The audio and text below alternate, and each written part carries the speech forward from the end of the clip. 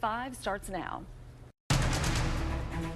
Now on Channel 4, sleet, snow, and ice. A winter storm blasts the Mid-South, leaving hundreds stranded on the interstate.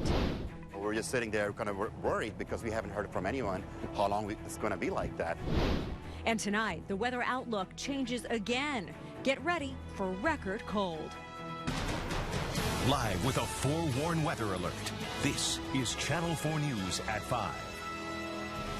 Good evening. Welcome to Channel 4 News at 5. Many school districts, including Metro, are closed again tomorrow. Underneath all that snow on the roads is a layer of ice, and with temperatures dipping to 11 overnight, that ice won't melt right away. The record cold is the big weather headline tonight. And Lisa's in the Forewarned Weather Center with details. All right, and one of the reasons that we're going to see that is because we had sunshine today in some locations. And here's a sneak peek at one of those locations that had some sun. Isn't that beautiful? This is over at Clarksville. Of course, we've still got plenty of white everywhere, but the clouds have moved on out. And we see that cloud cover is just peeling away all across Middle Tennessee. And that is going to keep us from having that blanket of insulation tonight to hold in what little heat built up today, so our temperatures will be dropping tonight, and they will drop so low that we could see them near record proportions across the area. So bitter cold is coming our way, and then the winds pick up, so we'll have frigid wind chills tonight. There's advisory for many spots, and as a result of that cold air, refreezing will take place, so icy roads. Right now it's 26 degrees in Nashville, 23 in Clarksville, and here's where the wind chill advisory is in effect. And now it includes a few more counties, as you can see there, from Murfreesboro northward to that Tennessee and Kentucky line. How cold are we talking about? Well, these are our wind chill temperatures up there in the northwest corner. Look at Hopkinsville, look at Clarksville. They should be dropping below 0. Waverly around 4, around 7 is the feels like temperature in Nashville. So a very cold start to our day tomorrow, and we'll look for some more warmer weather in the forecast. It's there. I'll share it with you coming up. All right, Lisa, thank you. Emergency officials urged everyone to stay home today if possible, and unfortunately many did have to venture out and ran into trouble. Our crews have been canvassing the area, talking to people, trying to get through this latest storm. We begin our team coverage today with Channel 4's Carly Gordon live in West Nashville. Carly? And what a mess, Tracy. This time worse than the last. Today it was the dangerous road conditions that caused the problems. Tonight we'll have that, and then of course the cold. Now, most people took Mayor Carl Dean's advice and simply stayed in today. We found far fewer people out on the roads than normal, which was a good thing. Those who did venture out certainly had obstacles to overcome. At one point, we found police out of their patrol cars helping to push another driver out of the middle of a busy intersection. We found crews at the police department shoveling the lot so officers could get in and out safely. Franklin Pike was a solid sheet of ice, so was West End. Many people opted for the bus because MTA buses did run their snow routes today, but on several occasions the buses full of people got stuck. I'm driving from Pilgrim all the way to here, so the roads back here is a little harder than here. Now, Metro schools are closed tomorrow. Again, the mayor is asking people to stay in and off the roads. Looking ahead to tonight, he says the main concern will be the freezing temperatures. He says people need to make smart decisions and watch out for each other. Again, I urge everyone to take care of your pets, look out for your homebound neighbors, especially those who depend on deliveries of food and prescription medications. Now, on one hand, as we said, you've got the mayor urging people to stay in, but on the other, you've got big events still happening tonight, like the Predators game. So if you are going out to that, you are going to want to take it slow, be extra cautious. I should also mention that tomorrow there will be 6 shelters open for families needing food boxes. Reporting live in West Nashville, I'm Carly Gordon, Channel 4 News. Carly, thanks. And if you can believe it, things have been much worse in Kentucky, where hundreds of drivers were stranded on the interstate. Kentucky's governor declared a state of emergency, calling in the National Guard to help rescue folks. Air 4 flew over I-24 while semis and cars just sat stuck. Look at that line. Channel 4's Forrest Sanders talked to some of those people. He joins us live at the Tennessee-Kentucky state line, where I'm sure you've got lots of stories for us.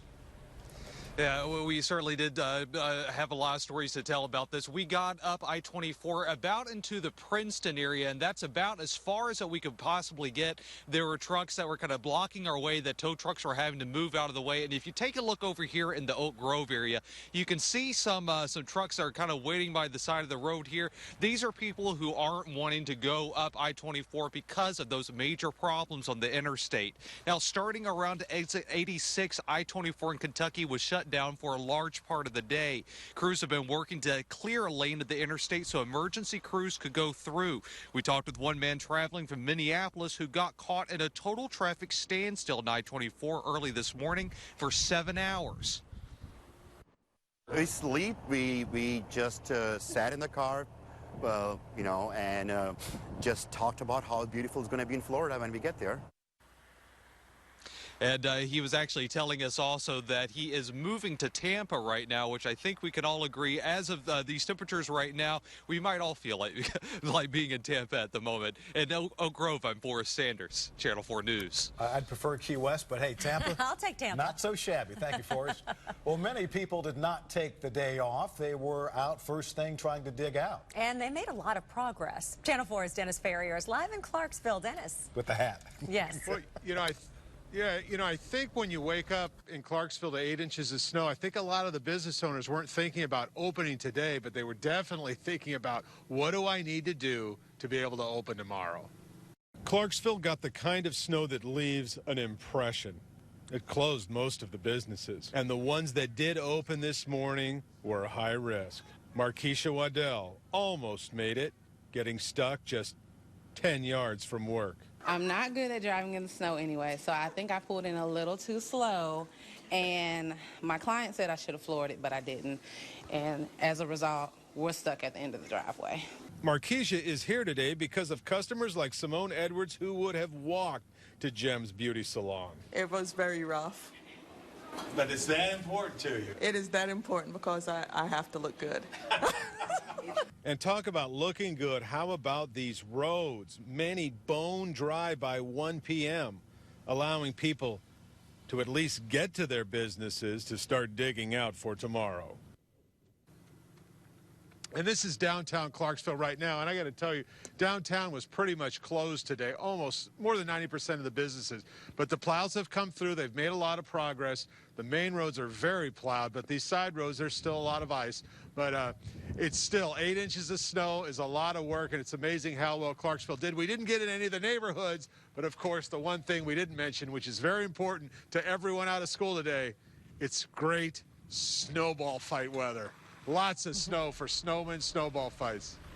All right, Dennis, thanks. That snowball looked actually a little heavier than you should actually have. That would hurt. Like a brick. Well, others had a lot of trouble on the roads. This is some video from Air 4. Take a look.